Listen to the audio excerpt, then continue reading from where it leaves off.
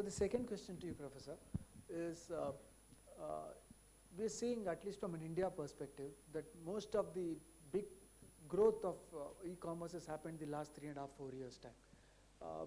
But the complaint from most of the brick and mortar retailer is that it's only because of the discounts. Okay? Everybody is willing to understand and accept that there is convenience, there is a whole lot that's available, but the question mark is always going around whether the e-commerce site will exist with that level of discount. So is that the same thing that you're seeing across the world? Is there any changes? And how will it pan out? Because the big question also that comes up is, how long will people be giving money from their own pockets to incentivize customers? I think he talked about unit economics. The others were talking about how, Manish already said that his items were getting highly discounted, and that's something that he doesn't want to happen because the whole brand imagery is going down. So how are you seeing this across the world in other parts of the world? Yes, as we know, until just a couple of months ago, everyone said that Amazon was the bigger no-profit in the world, no? Because it's a bigger no-profit organization. For this reason, obviously, Amazon had a clear goal to penetrate many markets using a very simple way, no? But I can tell you the case of Amazon in the United States. Amazon launched in the United States just a couple of years ago an app for showrooming. It was very easy. You had everything on this app, your name, your address, your information, your credit card. So through this app, it was possible to go in a shop, in any shop, to take a picture or to have the barcode picture, having immediately the offer of Amazon. Obviously, Amazon could, having many information about the customer and about the location, could be also very aggressive in the offering. Most time, the offering online was much less than the price inside the store. So Amazon, without fixed cost, using the brick and mortar stores of the competitors as a showroom. Great idea. Correct. Reaction of Best Buy. Best Buy, the name, no? Best Buy was one of the main chain, had a lot of problem with this app.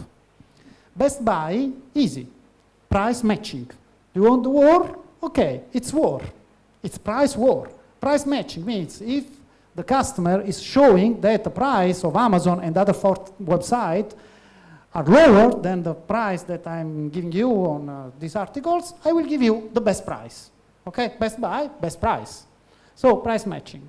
After 3 months, the Best Buy shops, they decided to have one customer assistant in the customer service just devoted to price matching. So if you had the iPad or iPhone or was not able to do, we can for you. Yeah. What we have learned by this story? That at the end of this story, Amazon decided to decelerate, to stop, because obviously the conflict was very, very, very, very tough. And at the last of the time, at the last of the very learning of this experience was that probably the payoff of Best Buy was high, giving some discounts, obviously, but having a high level of traffic, obviously buying other items and having the opportunity to attract a lot of customer more. So this is what we have learned by this case. In my view, probably discount is only, we call it marketing penetration strategy, but it's not possible to sustain in the long term. Just to add to Professor, I think Best Buy also did the Geek Squad, right? Yeah. And that was an amazing initiative which is very tough to do online, but they had a bunch of really smart guys, like the Apple thing, what do they call it at Apple stores? The Genius Bar. Genius Bar. Genius Bar. So these guys did the Geek Squad. So if you raised a query, there was actually a contest amongst people in the store who could answer your query really fast. So I think online, offline will also have to change its game, okay, in terms of learning this. And I think it's already, this question which Kumar asked about, when is this going to last? You look at online grocery play. So there's a company called Local Banya.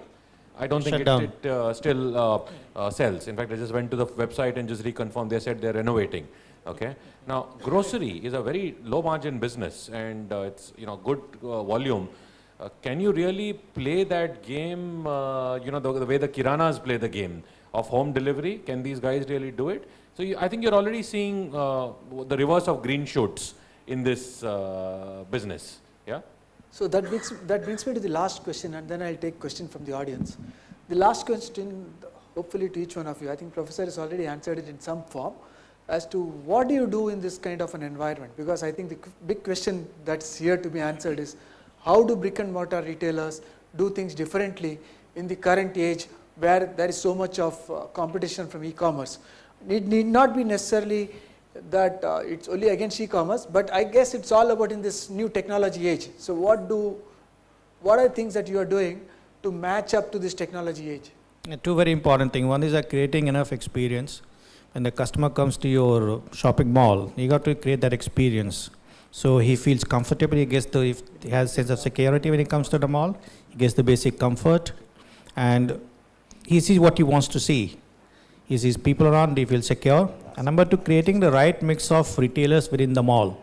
You must have enough categories. You must have your food court with all kind of cuisines in case it is a larger mall, entertainment, mix of retailers selling national brands, international brand, regional brand, depending again on the size of the mall. If you are smart enough to do these two things, I think you don't really have a problem here.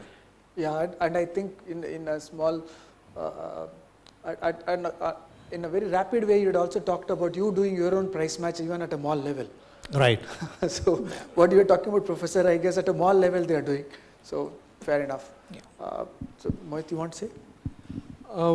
At Raymond, what we have done is we have identified 4 growth pillars, and the first one is all about being relevant. So we said that with a brand like Raymond, it is important that we redefine and recast a DNA and be relevant to today's customers. So this is in terms of how we communicate the brand and as well as how our stores look. So we have started, if you've seen the new communication that Raymond has come up with, so we have 2 sets of communication. One is all about the complete man. So the complete man, from being let's say a father of a teenager or a father who's giving away his daughter or son, has now moved to being a father of a baby or a child, a small child, so he's become younger. He's also more contemporary. So it's not only about giving somebody away, it's also being there for someone. So it's become contemporary. Our second phase of advertising is more about product, and that product is much more younger, youthful and stuff like that. So we've changed the way the brand looks. Now, to ensure that this brand does not just stay in TVs or in media and there's a 360 let's say plan around it, our stores are a critical part of that journey. So we are now renovating our stores. So in the last couple of years, we have renovated close to 50 of our flagship stores. And what we have seen is when we renovate these stores and bring them and make them more contemporary and actually get them, let's say, to look at spaces that consumers can connect to, we have seen that these stores grow 3 to 4 times than our regular stores. So that's really doing very well. We have also defined new formats. So we have got a Raymond made to measure, which is which is very different from what we typically do. We have looked at brands that can stand on their feet going out. So you'll see a lot more of Park Avenues, Color Plus, standalone stores. You'll see that. We also have a new format for Raymond ready to wear, which looks completely different. It's very high end. It has technology at every nook and corner of the store. So we have done that. So one is about being relevant. The second one was about looking at how we actually display our products. What do we actually carry in our stores, and how do we bring this alive at the store? So it's very important that we tell a story, and the story is very relevant. So connecting to the earlier pillars, so this one is all about bringing experience at point of sale. How can you actually differentiate yourself from others if you don't really have a different story to tell? Having said that, we have also gone back to basics. So what are our strengths? We are trying to strengthen them. And what are our weaknesses? We are trying to overcome them. So for Raymond, the biggest, the biggest leverage for us is that we are, let's say, the only brand or one of the few brands that actually does tailoring. We customize garments for consumers. And that's why people come to us. Now, can I make it better? Can I make it sharper? Can I do it faster? So I'm working on that. Okay, so those are the set of activities. That's the second pillar. The third pillar is all about our people. You know, the people that bring these brands alive, be it my call center if you call up, or be it the customer facilitator at the point of sale. How abridged are they on the knowledge that they require? How do they connect with consumers? How am I able to use these people to understand my consumers better? So it's all about the people bit. And then the fourth pillar is about technology. You know, there is technology available. If you ask me, there is a lot of technology, and you need to be very careful about what you want to pick and choose, because, you know, everybody's promises a miracle, and there's no rainbow, and there's no pot of gold at the end of the rainbow, let me tell you. So you need to be careful about the investments you make, but it's important that you actually choose the battles that you want to win in this technology piece. So we have taken on some initiatives. One is we have upgraded our point of sale, so it is more dynamic. You can do a lot more with it. If consumers are, you know, it's as a simple thing. If you have 2 customers standing in a line, you immediately get a salesperson come out with a mobile POS who takes the second customer away and does the billing on the shop floor, so they don't have to stand in a queue. Things like that. Then we have looked at our CRM piece, and we have actually gotten a new partner to help us understand that better, do that. We have also looked at innovative technologies in something like the Magic Mirror, but a little more detailed, where we can connect with consumers and show them options that don't exist in that store, but perhaps exist in a network, so they can, you know, choose what they want. So these are the 4 pillars that we are working on, and we feel that the past experience that we have had in the 1 year, it's been very positive, and I think we are on the right path. Obviously, these pillars will grow. There's certain things we'll refine, there's certain things we'll get right, but I think it's something that we can do. Okay, and what percentage of your business is done online? So we are also present with most of the, I mean, the big 5 online guys. We are there with Big 4, with the Big 4, and we also have our own website. It's actually negligible. I think it is not even 1%. Okay. So it might have been just about 1% last year. It's a little lower this year because there are lessons learned, and we realize that people are willing to burn money even if we don't give them the money, and we don't want to play that game. So we look at online as so. If you ask me honestly, I think this omni-channel discussion still looks at how consumer shops from channels, but consumers no longer shops through channels. Consumer shops through other impulses. It's all about convenience. So whether I'm near a shopping mall or near a high street store or at my home, whatever is convenient, I'll shop there, and that's how I'm looking at it. So therefore, what we said is that whether the consumer wants to walk into an X store, a department store, an exclusive store, a multi-brand store, or online, we should be present. So it's all about being present wherever the consumer wants to shop. So we are using that as this thing, and we're not looking at online driving our turnover. So we don't want to do that. It's more about convenience and being there if a consumer wants your brand. Sure. Manish, do you want to? I think a lot of points, very good points, have already been mentioned by him, and I think each company needs to constantly innovate on those points. But since we are a cost-based brand, I think what is very important for us as a brand that we really stick true to our DNA, and we really do what we mean. And so being human is not only about looking good, it's about doing good also. So all the activations that we take is socio-ecological activations. We had something like people coming and giving their old books and depositing in our stores, which we could recycle and give it back to the new kids who could not afford it. We would have a tree plantation drive. We would give out seeds to people to plant trees when they walk out of the store. We also hire specially abled kids in all our stores and give them job opportunities. Very recently we had a great event calling all of them from all over the country who we hire. We have about 80 of them.